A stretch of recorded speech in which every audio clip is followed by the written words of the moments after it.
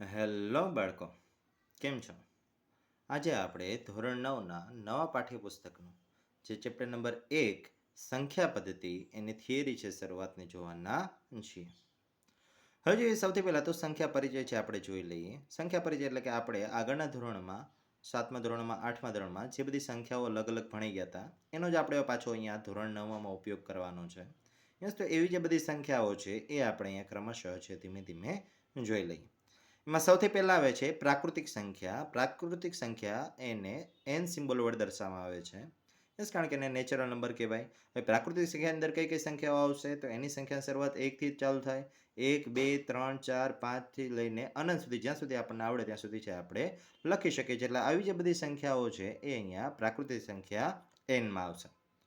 હજુ એટલે પૂર્ણ સંખ્યા W એની અંદર કઈ કઈ સંખ્યા આવશે તો કે પૂર્ણ સંખ્યાની અંદર 0 એક એડ થશે, બાકી ઉપરની જ બધી સંખ્યાઓ છે આવશે. એટલે કે 0, 1, 2, 3, 4, 5, 6 થી લઈને અનંત સુધી.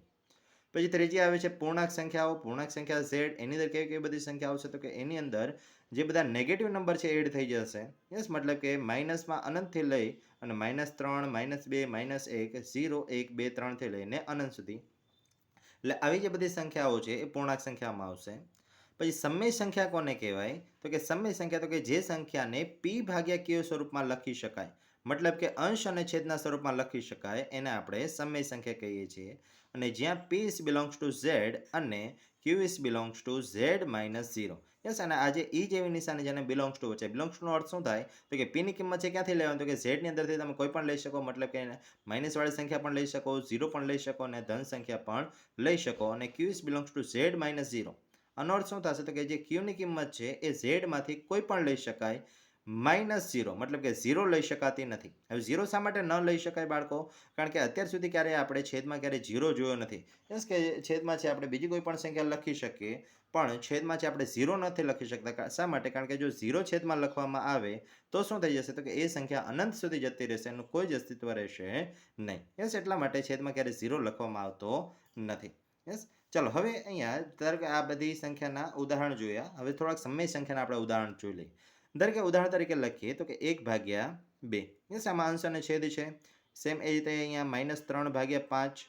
યસ, આ પણ શું થયું તો કે સમય સંખ્યાનું ઉદાહરણ છે થયું. યસ, એટલે કે આવી ઘણી બધી જે અંશ અને છેદવાળી સંખ્યાઓ છે એ બધી જ અહીંયા સમય સંખ્યામાં આવશે. હવે જોઈએ બાળકો તો કે અસમય સંખ્યા. અસમય સંખ્યા કોને કહેવાય તો કે અસમય સંખ્યા કોને કહેવાશે તો કે જે સમય ન હોય એને અસમય સંખ્યા કહેવાય.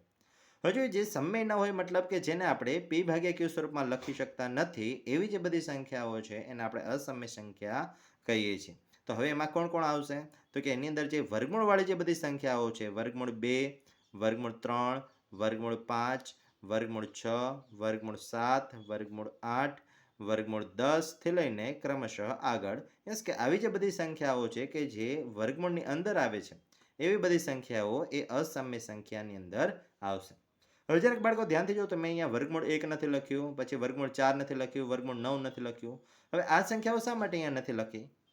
કારણ કે વર્ગમૂળ 1 છે એનું વર્ગમૂળ નીકળી જાય 1 થશે, વર્ગમૂળ 4 છે એનું પણ વર્ગમૂળ નીકળી જશે 2 થશે, વર્ગમૂળ 9નું પણ વર્ગમૂળ નીકળી જશે એ 3 થશે. એટલે કે જે સંખ્યાનું વર્ગમૂળ નીકળી જશે એ સંખ્યા ક્યાં જતી રહેશે તો કે એ સમય સંખ્યામાં જતી રહેશે.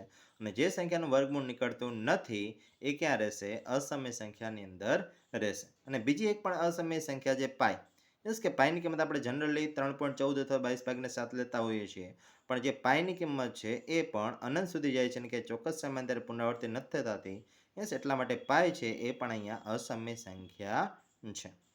હજુ કે વાસ્તવિક સંખ્યા r. તો કે વાસ્તવિક સંખ્યા r કેવી રીતે બનશે તો કે સમય સંખ્યા અને અસમય સંખ્યા બંનેનો યુ એટલે કે યોગ ગણ, એટલે કે સમય સંખ્યાનો ગણ અને અસમય સંખ્યાનો ગણ એ બંનેને ભેગી કરશું એટલે જે ગણ મળશે એને આપણે વાસ્તવિક સંખ્યા કહીએ છીએ. યસ, એટલે આ તો થયો પ્રાથમિક પરિચય.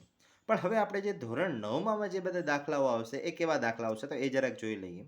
તો કે હવે આપણે એવા દાખલાઓ છે કે ધારો કે અહીંયા પ્રાકૃતિક સંખ્યા છે પૂર્ણ સંખ્યાની અંદર આવી જાય, પૂર્ણ સંખ્યા છે પ્રાકૃતિક સંખ્યાની અંદર આવી જાય, પછી પ્રાકૃતિક સંખ્યા છે એ પૂર્ણાંક સંખ્યામાં આવી જશે, પૂર્ણાંક સંખ્યા છે એ પ્રાકૃતિક સંખ્યામાં આવી જાય. આવા જે બધા અલગ અલગ દાખલાઓ છે એ આપણે ધોરણ 9માં આવે છે અને એના ખરા ખોટા પણ આવે છે. એટલે એ જરા કોન્સેપ્ટ હવે આપણે ક્લિયર કરી લઈએ. હજુ કે સૌથી પહેલાં તો અહીંયા એનની અંદર કયા કયા સભ્યો આવે તો યાદ કરી લઈએ તો કે પાછું 1, 2, 3, 4, 5 થી 6 થી લઈને અનંત સુધી. હવે n છે એની અંદર આ બધા સભ્યો છે, પૂર્ણ સંખ્યા છે એની અંદર 0 1 2 3 4 થી લઈને અનંત સુધી એ જ બધા સભ્યો છે. હવે જરાક ધ્યાનથી જુઓ તો બાળકો કે n ના બધા જ સભ્યો w માં આવી જાય છે. યસ કે તમે જોશો તો 1 આવી ગયો, 2 પણ આવી ગયા, 3 પણ આવી ગયા, 4 પણ આવી ગયા, સેમ રીતે 5 6 7 8 એ બધા જ સભ્યો છે આવી ગયા. તો હવે એવું કેવું હોય તો કહી શકાય કે n આખો છે એ w ની અંદર આવે છે. મતલબ કે જે પ્રાકૃતિક સંખ્યા છે એ બધી જ સંખ્યા એ પૂર્ણ સંખ્યાની અંદર આવી જશે. હવે જો બાળકો જરાક હવે ધ્યાનથી ઊંધું જોઈએ. યસ કે અહીંયા જે પૂર્ણ સંખ્યા છે એ પ્રાકૃતિક સંખ્યાની અંદર આવે છે. જરાક ધ્યાનથી જુઓ તો કે અહીંયા 1 આવે છે, 2 આવે છે, 3 આવે છે, 4 આવે છે, પાછળના બધા આવે છે, પણ અહીંયા 0 ઉપર આવે છે? ના, 0 ઉપર આવતો નથી. એટલે એનો અર્થ શું થયો તો કે જે પ્રાકૃતિક સંખ્યા છે એ પૂર્ણ સંખ્યામાં આવશે, પણ જે પૂર્ણ સંખ્યા છે એ પછી પ્રાકૃતિક સંખ્યામાં આવશે નહીં. યસ, ચાલો હવે સેમ એ જ રીતે પછી હવે બીજો કોન્સેપ્ટ જોઈએ તો કે અહીંયા જે પૂર્ણ સંખ્યા જે પૂર્ણાંક સંખ્યામાં આવે છે કે નહીં, ધારો કે પૂર્ણ સંખ્યાની અંદર કોણ કોણ છે તો કે 0 છે, તો 0 અહીંયા નીચે છે. 1 તો કે હા 1 પણ છે. 2 3 4 5 6 થી લઈને અનંત સુધી. એટલે કે જેટલી પણ પૂર્ણ સંખ્યા છે એ બધી જ પૂર્ણાંક સંખ્યાની અંદર આવી જાય છે. એટલે કે આપણે તેથી અહીંયા લખવું હોય તો લખી શકાય કે w છે એ ક્યાં આવશે તો કે w આખો z ની અંદર આવી જશે. પણ એનાથી ઊંધું તો કે શું z w માં આવશે? તો કે જરાક ધ્યાનથી જુઓ તો અહીંથી 0 થી પાછળના બધા નંબર આવે છે, પણ જે નેગેટિવ નંબર છે એ ઉપર ક્યાંય આવતા નથી. યસ, એટલા માટે z છે w માં નહીં આવે. સેમ રીતે હજી એક કોન્સેપ્ટ જોઈ લઈએ તો કે જે પ્રાકૃતિક સંખ્યાનો જે n છે એ w માં આવી જશે, સોરી z માં આવી જશે. તો કે હા 1 પણ આવે છે, 2 પણ આવે છે, 3 પણ આવે છે અને 4 પણ આવે છે ક્રમશઃ. એટલે કે જે પ્રાકૃતિક સંખ્યા છે એને આપણે પૂર્ણાંક સંખ્યા કહી શકાય. પણ જે પૂર્ણાંક સંખ્યામાં રહેલા જે નેગેટિવ નંબર અને 0 એ પ્રાકૃતિક સંખ્યામાં આવતા નથી. યસ, એટલે કે જે પૂર્ણાંક સંખ્યાને પ્રાકૃતિક સંખ્યા કહી શકાય નહીં. ચાલો હજી એક સ્ટેપ નીચે ઉતારીએ તો કે હજી એક સ્ટેપ નીચે ઉતરશું એટલે તો કે જે બધી પૂર્ણાંક સંખ્યા છે એને આપણે સમય સંખ્યા કહી શકીએ કે નહીં. હવે જો સમય સંખ્યાની વ્યાખ્યા યાદ કરો બાળકો, જે હમણાં 1-2 મિનિટ પહેલા જ આપણે જોયું હતું તો કે જે સંખ્યાને અંશ અને છેદવાળા સ્વરૂપમાં લખી શકાય એ બધાને સમય સંખ્યા કહી શકાય. તો હવે જરાક ધ્યાનથી જુઓ તો આ બધામાં તો શું છે, અંશ જ છે, છેદ કાંઈ નથી.